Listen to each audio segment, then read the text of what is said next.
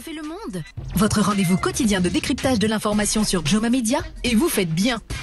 On va ouvrir le registre judiciaire de l'émission Refaire le monde, puisque la CRIEF et le procès du 28 septembre, tous les deux ont repris. D'un côté, on parlait de la première comparution de Amadou Damaro Camara aujourd'hui, mais au niveau du procès du 28 septembre, oui, Ndoye voudrait aussi dire quelque chose par rapport au passage, à la sortie. D'accord. Oui. Alors, je disais, de l'autre côté, on parle, Marouane, si vous permettez. Je vous donne tout de suite la parole. Non, ce n'est pas loin de là, mais on va avancer. Oui, au procès du 28 septembre, c'est le correspondant des RFI, Mokhtar Ba, qui était à la barre aujourd'hui, Bokar Sansobari. Oui. Avant d'aller avec la comparution d'Amadou Damaro Camara, qui a plaidé non coupable.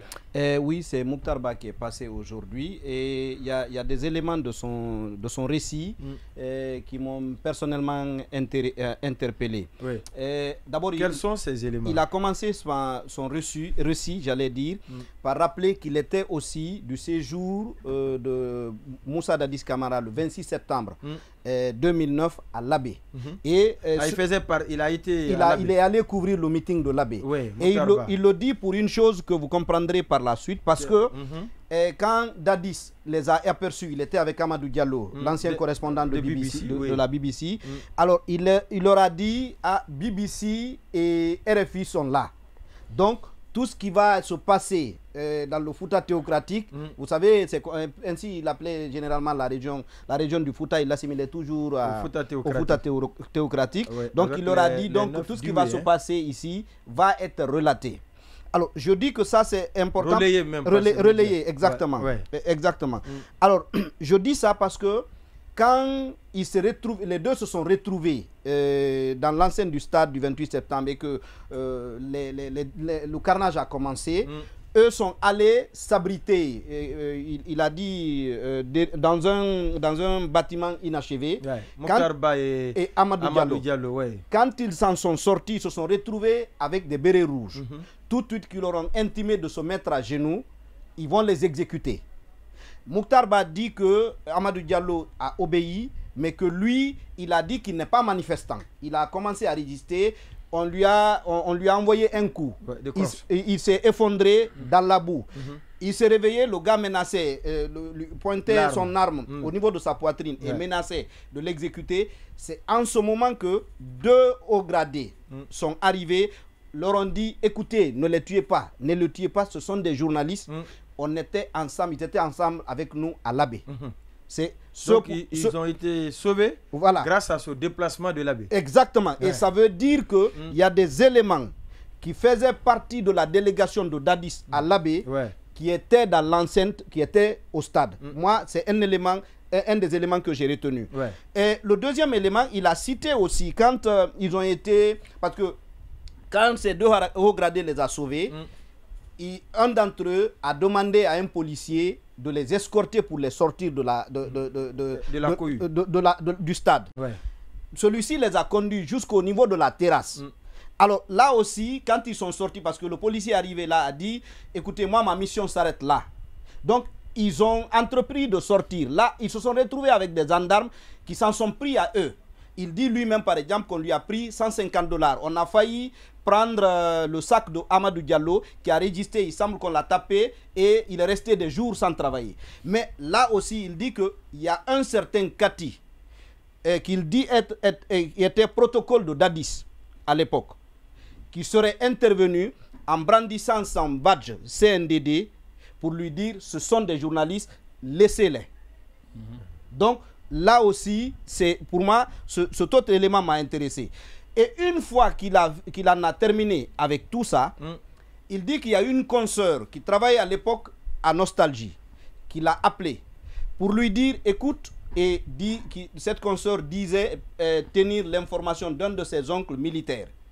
Il dit, une réunion s'est tenue dans l'enceinte du camp Alpha Yaya.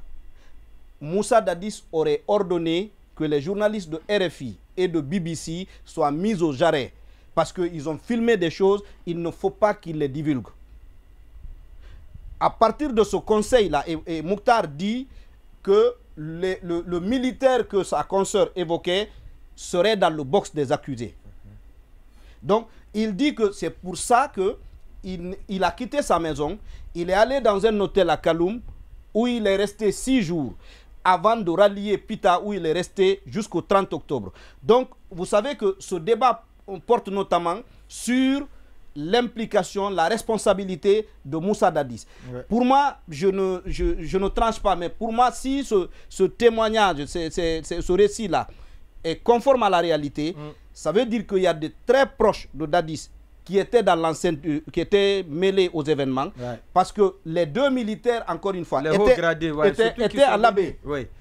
Qui sont venus interpeller les autres. Exactement, et qui ont donné des instructions qui ont été respectées. Ils ont dit ne les tuez pas. C'est des journalistes, on était avec eux à l'abbé. Si le protocole de Dadis lui-même était au stade, ce n'est pas un élément banal. Bien entendu. Si Dadis a animé une réunion dans l'enceinte du camp où il a demandé que des journalistes de RFI et de BBC soient mis aux arrêts, ça aussi, le fait de dire que moi je dormais, je ne savais pas ce qui se passait, ça aussi c'est à mettre en doute. Non, les propos de Dadis ont été souvent mis en souffrance dans ce procès. Et ce que je constate depuis le début de ce procès, c'est Moussa Dadis et Keboro qui sont beaucoup plus accablés, aussi bien par les victimes que par les témoins. Alors, il y a le cas de Mokhtar Ba édifiant, parce que tout le monde sait que Mokhtar Ba a couvert cet événement, il était là-bas. Il n'a aucun intérêt, c'est un journaliste en principe qui est neutre, qui observe la neutralité. Voilà, justement, dans son travail. Et donc, les affirmations faites par Mokhtar Ba, on ne peut pas dire que c'est des affirmations, c'est la parole d'évangile, mais en tout cas, il fait la narration de ce qu'il a l'habitude de faire dans ses papiers, et c'est ce qu'il a fait aujourd'hui. Si on n'a pas douté de ce qu'il a fait à l'époque, et tout le monde a apprécié, tout le monde était d'accord, parce qu'après les événements, c'est lui qui a envoyé les premiers papiers, et c'est lui qui a informé la communauté internationale de ce qui s'est passé ici à Conakry. Si les gens n'ont pas douté de cela, en principe, on doit avoir moins de doutes sur ce témoignage qu'il vient de faire. Et il a été tellement lucide, je viens de le lire, j'ai lu un pan très important de son intervention. Et ce que Sanso a dit, c'est plus de 10 ans après, il se souvient encore dans les détails près de tout ce qu'il a fait ce jour-là, de tout ce qu'il a subi ce jour. Je dis dans les moindres détails. Il décrit comme si ça venait de se produire. Et donc cela exprime une certaine sincérité dans le récit.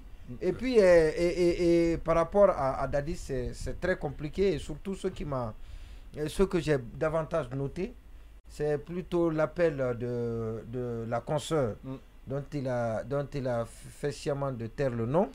Donc qui lui dit de se cacher, de se mettre à l'abri. Parce qu'une réunion venait de se tenir. Et que Dadis était présent à cette réunion. Et celui qui était son père, c'est son père qui l'a informé pour lui dire à Mokhtar Ba et l'autre là de se cacher. Et donc ça, Dadis ne peut pas dire, selon ses témoignages, qu'il n'était pas au courant de ce qui s'est passé. Et donc c'est un peu compliqué. L'auto se resserre dangereusement autour de Dadis. Vous savez, et le jour même au stade, quand les gens commençaient à prendre d'assaut l'enceinte du stade, il a commencé par les citoyens, on retirait les téléphones dans le but de les empêcher de filmer. Et à plus forte raison aussi les journalistes, parce que les journalistes qui étaient là-bas, moi personnellement j'étais sur le terrain, j'étais là comme reporter en train de couvrir. Et on a échappé de belle, on ne revient pas dans tous les détails. Et donc, pour ceux qui étaient là sur le terrain, pensaient que les journalistes étaient là pour... en tout cas, ils avaient des éléments de preuve qui peuvent peut-être après porter préjudice, accabler donc la junte. Maintenant, si on revient sur le cas de Dadis, pour sa responsabilité, en attendant que le procès, le jugement puisse établir, confirmer ou pas qu'il était au stade, voilà, tout le monde sait comment Dadis réagissait. Ça étonne quand même que Dadis puisse apprendre qu'il y a ça au stade sans pour autant qu'il essaie de savoir davantage. On sait comment le plus souvent il faisait ses sorties, ses Dadis show, et même parfois des décisions qu'il prenait de façon spontanée, quand ça le tic, ils prenaient tout de suite une décision. Et puis, on se rappelle même de la nomination du directeur général, je pense, de la douane à l'époque, ou du nom de Alpha Omar Diallo, quelque chose comme ça. Vous voyez comment il a été nommé dans la foulée, tout de suite, il se lève, il dit qu'il veut être qui peut, le gars s'est levé et puis il a désigné. Donc, c'est pour juste, en fait, décrire l'homme, comment il a été. C'est qui une mise en scène. Voilà, bon, les gens le disent. Donc, tout cela là m'amène à dire que Dadis peut bel et bien apprendre ce qui s'est passé, le carnage, et que lui-même, en tant que chef de l'État, il décide de venir pour toucher du doigt les réalités. Alors, quoi qu'on puisse dire ici, on ne peut pas aller au-delà de ce que la justice va établir après, en attendant que sa présence soit confirmée ou infirmée. Voilà ce qu'on pouvait dire sur ce sujet. Vous voulez juste un mot, chacun de moi une minute parce qu'il y a le cas d'Amadou qu'on va évoquer avant la fin de l'émission. Parce que je pense qu'il a dans son passage là, va vraiment aider la Cour parce qu'il a évoqué le cas des corps disparus parce que vous vous rappelez, c'est au centre des débats. Les autorités d'alors ont nié en bloc qu'il n'y a pas eu, si vous voulez, de corps de charnier. Voilà, justement. Et là, dans ses explications, il a évoqué avec un peu de précision, il a parlé de 85, je crois, 85 on lui a dit, qu'ils sont en train d'enterrer 85 corps à Koza, non loin du camp Al-Fayea. Donc, cette précision aussi, ça peut orienter la justice. C'est important, on peut même aller au-delà, pourquoi pas déterrer, parce que ça réconforte ceux qui disent qu'il y a eu effectivement plus de victimes que ce qu'on a annoncé et que des corps qui n'ont pas été retrouvés avaient été transportés dans des pick-up et enterrés justement dans les rouages du camp même sur les cas de viol, ils donnent des indices de ce qui se passait dans l'enceinte du Palais des Sports. D'accord, oui. Je pense que Elhadj Mokhtar a témoigné sans accabler. Parce que pour beaucoup de personnes, il a coulé Dadis ou il a accablé, non, il a fait un témoignage. Donc c'est à la justice de voir qu'il a vécu lui-même. Il n'a accablé personne, il a fait son récit. Mais ce qui est quand même dommage, et tout ce qu'on peut dire pour terminer, parce que je ne vais pas dire tout ce qui a été dit, on va prier pour Dadis. Ouais, il faut prier pour lui parce que... D'accord. Je m'inquiète. Effectivement, ce protocole est celui-là même qui m'a sauvé quelque part la vie, car en cet instant T d'alors, il avait droit de vie et de mort sur moi parce qu'il était flanqué d'un militaire à ses ordres, prêt à appuyer sur la gâchette à son signal. Merci, c'est bien l'honorable docteur Ben Youssouf Keïta, lui aussi. Une des victimes qui nous envoie à ce message qui suit donc cette émission. On refait le monde, on reste donc dans le